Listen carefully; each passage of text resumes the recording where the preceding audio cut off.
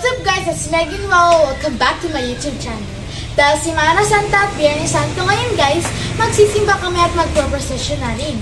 Ipapakita ko guys sa inyo kung ano ang kultura o kinagawian dito sa aming lugar tuwing Semana Santa, lalo na tuwing Biyernes Santo. Bukod sa maraming mga imaheng pinoprosesyon, bawat Station of the Cross ay may kanya-kanyang pakulo, pagandahan ng gawa, gumagamit guys ng mga totoong tao para isabuhay ang Passion of the Christ. So, saksihan at panoorin natin kung sino at ano ang pinakamagandang gawa.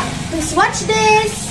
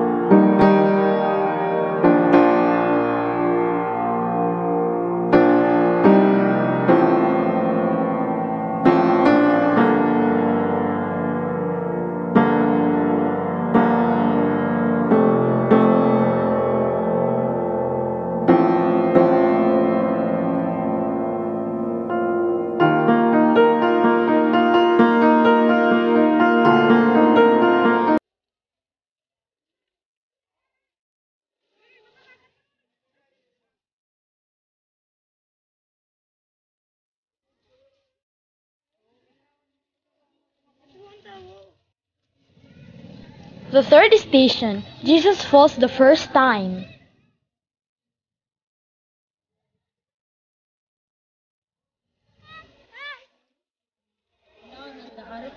The fourth station, Jesus meets his mother. Blessed are you among women, and blessed is the fruit of thy womb, Jesus. Holy Mary, Mother of God, pray for us sinners, now and at the hour of our death. Amen.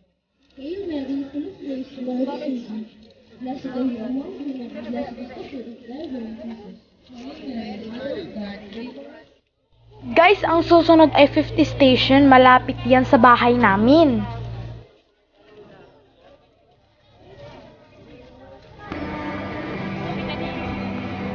The fifth station, Simon of Cyrene is made to bear his cross.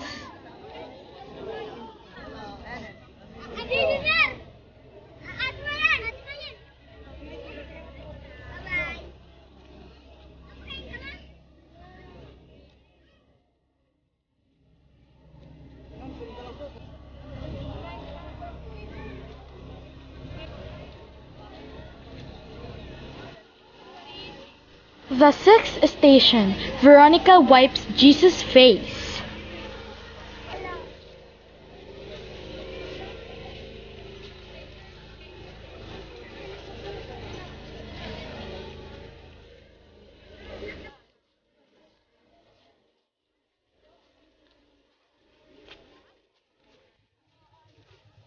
The seventh station, Jesus falls the second time.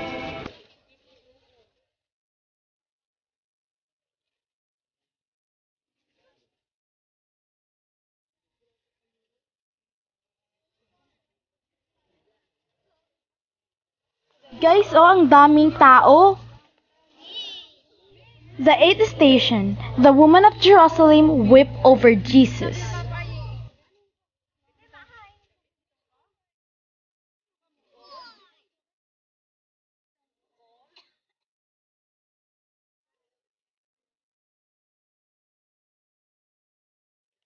The ninth station, Jesus falls the third time.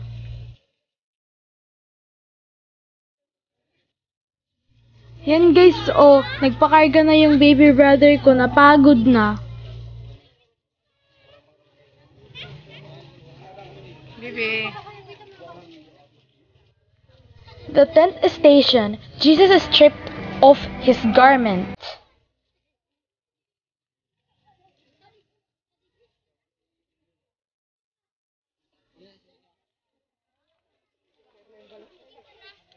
Yan yung baby brother ko, pagod na talaga. The 11th station, Jesus is nailed to the cross.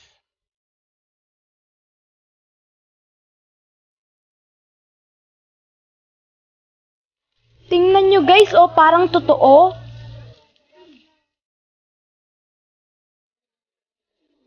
The 12th station, Jesus dies on the cross.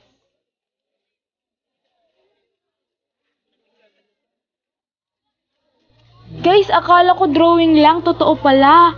Ang ganda.